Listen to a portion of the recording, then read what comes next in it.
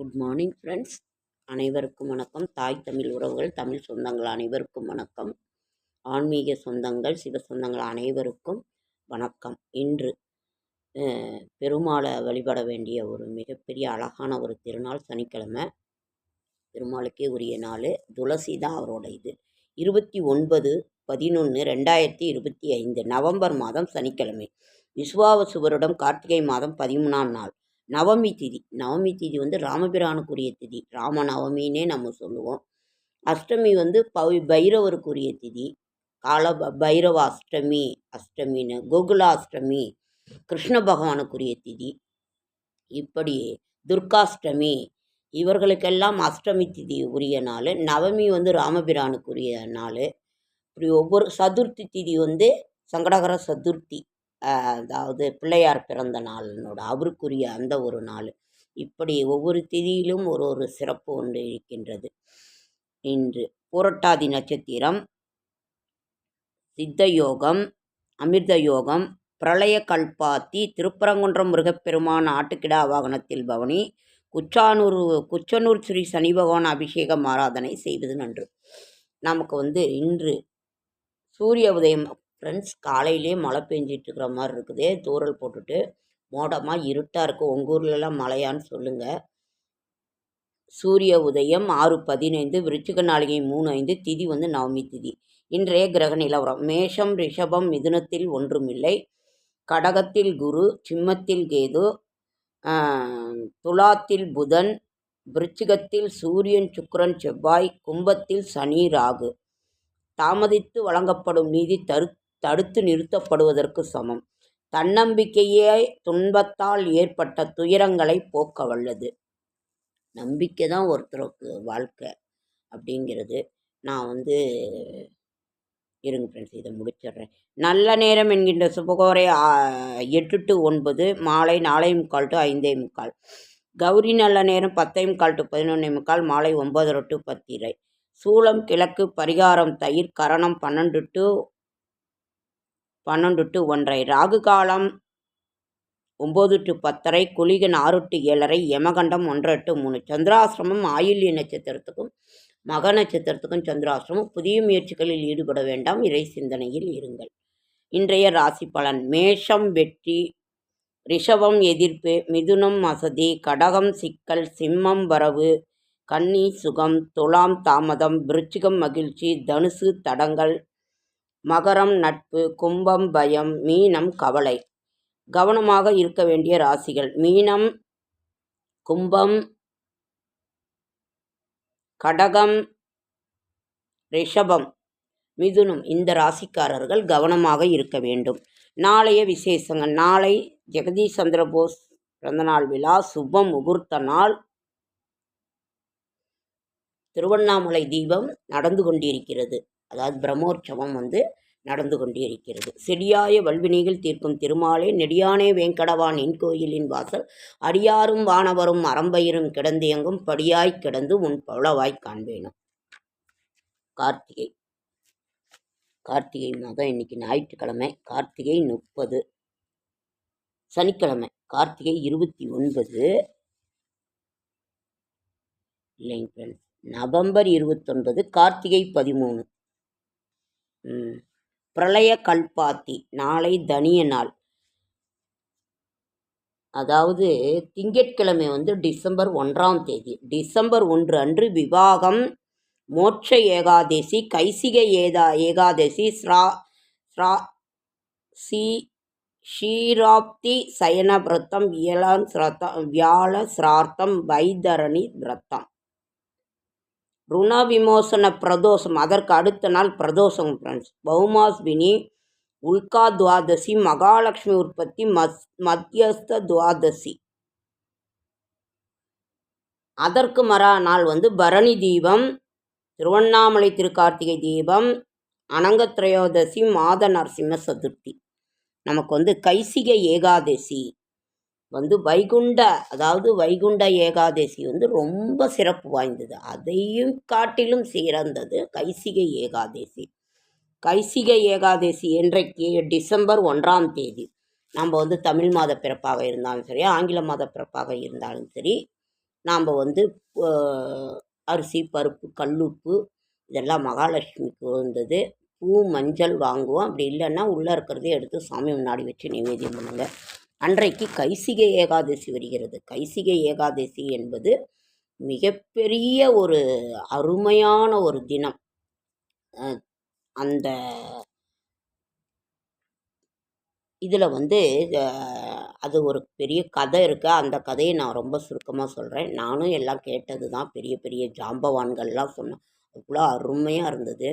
அவர்கள் எல்லாம் நடமாடும் தெய்வங்கள் தான் உண்மையிலுமே நம்ம நினைக்கிறோம். அது ஒரு இது. அதற்கு பிறகு நம்ம கைசிகை ஏகாதசியை பற்றி என்ன சொல்வது?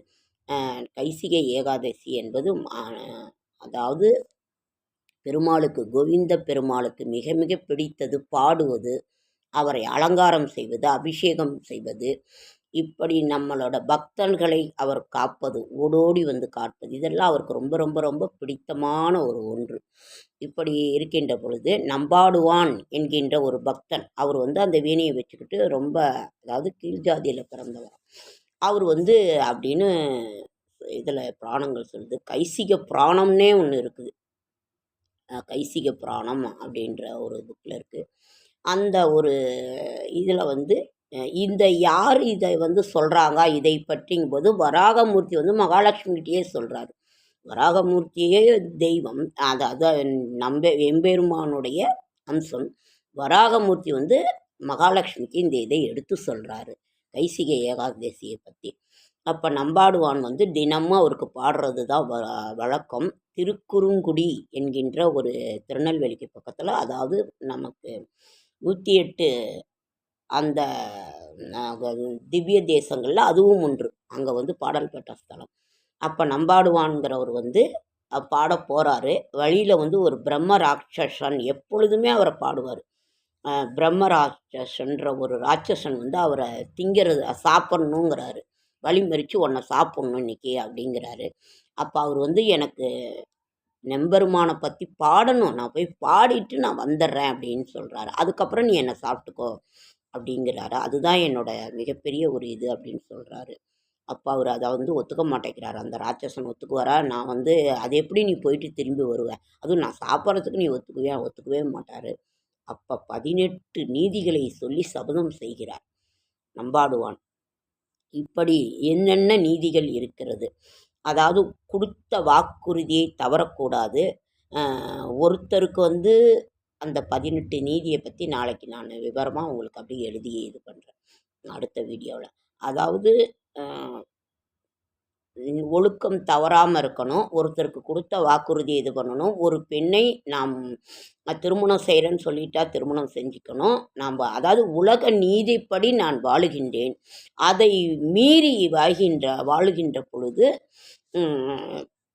அடுத்தவர் மனைவியை நாம் பார்க்கக்கூடாது, அடுத்தவரோட சொத்தை அபகரிக்கக்கூடாது, நியாயம் தவறக்கூடாது, நேர்மை தவறக்கூடாதுன்னு இந்த 18 நீதிகளை சொல்லி சபதம் கொடுக்குறாரு. நான் இதை தவறினால் எனக்கு என்ன தண்டனை கிடைக்குமோ அத்தனை தண்டனையும் எனக்கு கிடைக்கட்டும். இறைவனை ஒருத்தரை நம்பி காலில் விழும் பொழுது அவருக்கு வந்து நம்ம இது பண்ணணும். இறைவனை துதிபாடும்போது அதை தடுக்கக்கூடாது. அதுக்குரிய தண்டனைகள்லாம் என்ன கிடைக்கணுமோ அத்தனையும் எனக்கு கிடைக்கட்டும், நான் போயிட்டு திரும்பி வரேன் அப்படிங்கிறாரு.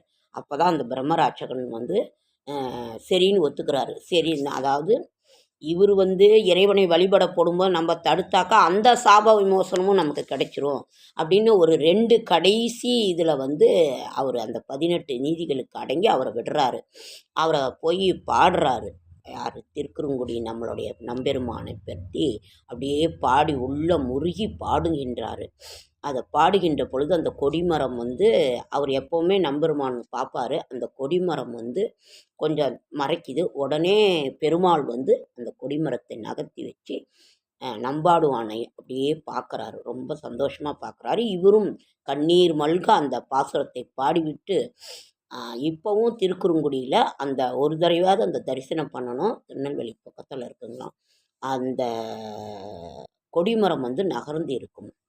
அதனால் அவர் ரொம்ப ஆனந்தமாக சந்தோஷமாக பெருமானை பாடிட்டு அதைவிட அதிக வேகமாக இவர் வந்து திரும்பி வேகமாக வர்றாரு. ஏன்னா அந்த பிரம்மராட்சசனுக்கு நம்ம வாக்கு கொடுத்துட்டோமே, அதை காப்பாற்றணுமேன்னு வராரு. அப்போ பெருமாளே வந்து வயதான வேடத்தில் வந்து அவர் சொல்கிறாரு, நீ அந்த பக்கம் போகாத, அந்த ராட்சசன் உன்னை சாப்பிடுவானு. இல்லை இல்லை, நான் போய் தான் ஆகணும், அவருக்கு நான் வாக்கு கொடுத்துட்டேன், நான் எம்பெருமானை பற்றி நல்லா பாடிட்டேன், சந்தோஷமாக பாடிட்டேன், அதனால் வந்து நான் போயிடுறேன் அப்படின்னு சொல்லி அவர் தடுத்து நிறுத்தியும் கூட கேட்காம அவர் அங்கே போகிறாரு. அது கைசிகம் என்பது ஒரு ராகம். அந்த கைசிக பண், அந்த ராகத்தில் இறைவனை அந்த நம்பெருமான பாடிட்டு வராரு. அதுதான் கைசிக ஏகாதசிங்கிறது. கைசிகம் என்பது ஒரு கைசிக புராணம். கைசிகம் என்பது ஒரு ராகம். அந்த ராகத்தில் பண் பாடுறாரு, நம்பாடுவான். அப்போ பாடிட்டு வருவார். வந்த உடனே அந்த ராட்சசனுக்கு ரொம்ப இதாகிடுது, ரொம்ப பரவாயில்ல, நீ கொடுத்த வாக்குறுதி நீ கொடுத்துட்ட அப்படின்னு சொல்லிட்டு, எனக்கு நீ என்னை சாப்பிட்டுக்கோங்கிறாரு. நான் உன்னை சாப்பிடல, எனக்கு வந்து அந்த பாவம் வந்துடும், எனக்கு வந்து நான் ஒரு அதாவது நான் வந்து ஒரு பிராமணனாக பிறந்து காசுக்கு ஆசைப்பட்டு நான் அந்த வேதத்தை ஒரு யாகம் வளர்த்தி நான் அதில் தவறாக நான் பயன்படுத்திடுறேன், அந்த யாகத்திலேயே நான் செய்ய முடியாமல் தடுத்து நான் வந்து இறந்துடுறேன், அதனால தான் நான் ராட்சசனாக மாறிட்டேன், அந்த நியாயம் தவறிட்டேன், அதனால் நீ எனக்கு இப்போ நீ இந்த கைசிக அந்த பாட்டை போய் நீங்கள் பாடுனீங்க சுவாமிக்கு, அந்த பாடுனுடைய அந்த பலனை எனக்கு கொடுங்க, எனக்கு சாப விமோசனம் ஆகட்டும் அப்படிங்கிறாரு. அதெல்லாம் கொடுக்க முடியாது, நான் வந்து என்ன நீ சாப்பிட்டுக்கோ அப்படிங்கிறாரு. உடனே அவர் வந்து காலிலேயே விழுந்து சாஷ்டாங்கமாக விழுந்து அந்த பிரம்ம ராட்சசன் கேட்குறாரு. அவர் வந்து அப்புறம் இவர் விழுந்துட்டாரே, அவர் கொடுத்து தானே ஆகணுங்கும்போது சரின்னு அந்த கைசிக பாடலை பாடிய பலனை அவருக்கு எனக்கு கொஞ்சம் கொடுங்கங்கிறாரு, கொடுக்குறாரு. உடனே அவர் அந்த சாப விமோசனம் பட்டு பிரம்ம விமோசனம் அடைந்து சொர்க்கத்துக்கு வைகுந்தத்துக்கு அந்த பிராமணனாக மாறி அவர் வைகுந்தம் போகிறாரு. அதனால் இவர் வந்து அதற்கு பிறகு நல்ல அவருக்கு அந்த சாப விமோசனம் அடைஞ்சு அப்போ அந்த கைசிக புராணத்திற்கும் அந்த கைசிக பண்ணிற்கும் அவருக்கு அவ்வளவு ஒரு சிறப்பு வாய்ந்த ஒரு இது. அதை இவரும் ரொம்ப மறுபடியும் இவர் இது பண்ணி ரொம்ப காலம் அந்த கைசிக பண்ணிலேயே நம்பெருமானை பாடி வாழ்ந்து அவரும் சொர்க்கத்திற்கு செல்கின்றார் இந்த நம்பாடுவான். இதுதான் இந்த வரலாறு. கைசிக ஏகாதசி நடந்த இடம் திருக்குறுங்குடி என்கின்ற அந்த ஸ்தலத்துக்கு நம்மளால் வாழ்க்கையில் ஒரு தடவையாவது முடிஞ்சால் போய் பார்த்துட்டு வரலாம். அந்த கைசிக பண் நாம் வந்து அன்று இறைவனை கைசிக ஏகாதசி அன்று டிசம்பர் 1ஆம் தேதி மாதப்பிறப்பன்னைக்கே வருது. கைசிக ஏகாதசி எம்பெருமானை நினைத்து ஒரு பாடல், கைசிக புராணத்தை படித்தாலும் ஒரு இது. இந்த கதையை வந்து யார் சொல்கிறாரு? வராகமூர்த்தி வந்து வராகப் பெருமாள் வந்து மகாலட்சுமிகிட்ட சொல்கிறாரு. ஒரு பக்தனை தேடி ஜாதி மத பேதம் இல்லாத ஒரு கீழ் ஜாதியில் பிறந்தவர் நம்பெருமானை பாடுறாரு. அவருக்கு வந்து காட்சி கொடுக்குறாரு வயதான தோற்றத்தில். இன்றும் திருக்குறுங்குடியில் நாடகமாக அன்று நடக்கின்றதாம். அதில் 3 கதாபாத்திரம் பிரம்மராட்சகன், இந்த நம்பாடுவான் அந்த வயதான வேடத்தில். இன்றும் இப்பொழுதும் டிசம்பரில் போனால் 1ஆம் தேதி போனால் அங்கே நடக்குமா அந்த கைசிக ஏகாதசி என்று அந்த நாடக வடிவில் நடக்குமா. அவ்வளவு சிறப்பு வாய்ந்த தலம் திருக்குறுங்குடி. கைசிக ஏகாதசிங்கிறது அவ்வளவு சிறப்பு வாய்ந்தது. கைசிக புராணத்தை படிக்க வேண்டும். இதை நாம் நினைவு கூர்ந்து அன்று வராகப் பெருமாளினோட அருள், மகாலட்சுமியினோட அருள், பெருமாளினுடைய அருள் அனைத்தையும் பெருமம் கைசிக ஏகாதசி என்று ஒரு இறைவனை நினைத்து ஒரு பாடல், முடிந்த பாடலை பாடி உங்களுக்கு தெரிந்த அப்படி இல்லைன்னா அவருடைய நாமத்தையாவது பாட்டு வடிவில் பாடி எப்படி நாம் ஸ்ரீரங்கத்தில் அரையர் சேவை எல்லாம் இயலிசை நாடக சேவையிலே நடக்கின்றது என்கின்றதை போல இந்த ஒரு பக்தனை தேடி இறைவனே வருகின்றான். அப்படி இறைவனை தேடி பக்தன் போவதை விட இந்த சிறப்பை சொல்லுகின்றதும் இறைவன் சொல்ல அம்மா கேட்குறாங்க மகாலட்சுமி. அவ்வளவு சிறப்பு வாய்ந்தது இந்த கைசிக ஏகாதசி. டிசம்பர் 1ஆம் தேதி உங்களால் முடிந்த ஒரு பாடலை பாடி அப்படியெல்லாம் அவருடைய நாமத்தையே ராகமாக ஒரு பாடலாக பாடி அன்று இறைவனை என்னுடைய அருளை நாம் பெறுவோம். இதுதான் ஒரு இதே. எனக்கு ரொம்ப கால்வலிங்க ஃப்ரெண்ட்ஸ். அந்த கால்வலி எப்படி தீர்ந்தது அப்படின்னா, டாக்டர்கிட்ட போனேன். கமலநாதன்னு சொல்லிட்டு சேலத்தில் இருக்காங்க. எனக்கு அந்த இது கொடுத்ததில்ல, ஒரு ஜெல்லு கொடுத்தாங்க. பெல்ட்டு போட்டவுடனே கொஞ்சம் நடக்கிறேன். அந்த வலி வந்து ரொம்ப வின்னு வின்னு வின்னுன்னு வலிக்குது. எலும்பு தேஞ்சிருச்சு அப்படின்ட்டாங்க. அந்த எலும்பு தேய்மானம் எல்லாருக்குமே வருது. இந்த பெல்ட் போட்டவுடனே பரவாயில்ல, மருந்து மாத்திரை கொடுத்துருக்காங்க. எனக்கு ரொம்ப ரொம்ப ரொம்ப சந்தோஷமாக நான் நான் வணங்கிய அத்தனை தெய்வமுமே என் கூட இருக்குங்கிறத நான் உணர்ந்தேன். ஏன்னா மாவு கட்டு போட்டுருவாங்களோ, நாட்டு இதுக்கு போய் என் காலை முறுக்கி என்னை இது பண்ணிடுவாங்களோ அப்படின்ற ஒரு பயத்திலேயே இருந்தேன்.